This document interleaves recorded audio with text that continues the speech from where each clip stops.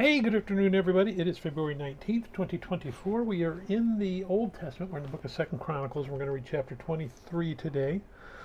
Let's see, our chronicler left us with Athaliah, one of the daughters of Ahab. Her husband died. She took over the throne of Judah. So she has usurped the throne of Judah. She murdered every legitimate heir to the throne that she thought she did, but there was one that was saved by the priest's wife, his aunt, and it was Joash. And they kept him hidden, and now they're going to reveal him and crown him, and they're doing it in such a way that Athaliah can't do anything to stop it. By the time she finds out, it's too late. And she is put to death. Why? Because she usurped the throne of Judah, went against God. And this is kind of the end of this whole story with Ahab all the way through, where we saw from Judah that Jehoshaphat was more or less good, but he wanted to align himself with Ahab for some reason and put himself under Ahab. And there's that idea that God uses evil for good, but it's God uses evil for his good. I mean, Jehoshaphat tried to use Ahab's evil for his own good, and it ended up costing him. His son did the same thing, cost him even more. We're now going to see the end of that. That hey, you know what? If you trust in evil, you're going down with the evil. You trust in God. God can work both sides. We only work the one side. We work God's side. So let's go ahead and we're going to read 2 Corinthians chapter 23.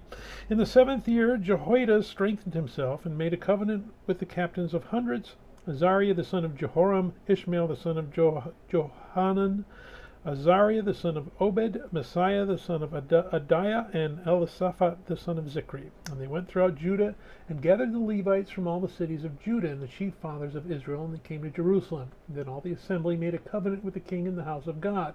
And he said to them, Behold, the king's son shall reign as the Lord has said of the sons of David. This is what you shall do. 1/3 of you entering on the Sabbath of the priests and the Levites shall be keeping watch over the doors. 1/3 shall be at the king's house, and 1/3 at the gate of the foundation. All the people shall be in the courts of the house of the Lord, but let no one come into the house of the Lord except the priests and those of the Levites who serve. They may go in, for they are holy, but all the people shall keep the watch of the Lord. And the Levites shall surround the king on all sides, every man with his weapons in his hand, and whoever comes into the house, let him be put to death. You are to be with the king when he comes in and when he goes out. So the Levites and all Judah did according to all that Jehoiada the priest commanded, and each man took his men who were to be on duty on the Sabbath with those who were going off duty on the Sabbath.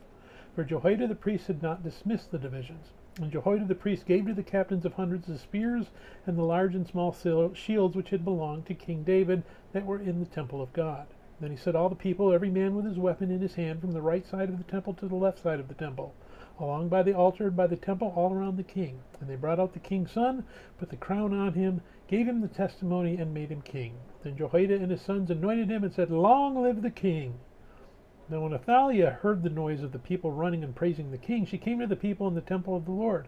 When she looked, there was the king standing by his pillar at the entrance, and the leaders and the trumpeters were by the king. All the people of the land were rejoicing and blowing trumpets, also the singers with musical instruments and those who led in praise. So Athaliah tore her clothes and said, Treason! Treason! And Jehoiada the priest brought out the captains of hundreds who were set over the army and said to them, Take her outside under guard and slay with the sword whoever follows her. For the priest had said, Do not kill her in the house of the Lord. So they seized her, and she went by way of the entrance of the house of the horse gate into the king's house, and they killed her there.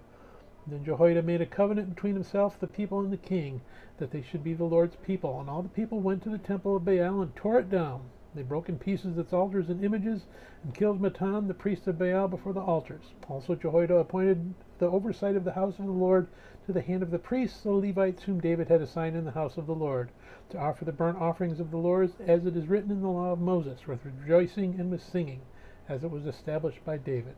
And he set the gatekeepers at the gates of the house of the Lord, so that no one who was in any way unclean should enter. Then he took the captains of hundreds, the nobles, the governors of the people, and all the people of the land, and brought the king down from the house of the Lord, and they went through the upper gate to the king's house, and set the king on the throne of the kingdom. So all the people of the land rejoiced, and the city was quiet, for they had slain Athaliah with the sword. May God bless the reading of his word. May God bless you. Bye.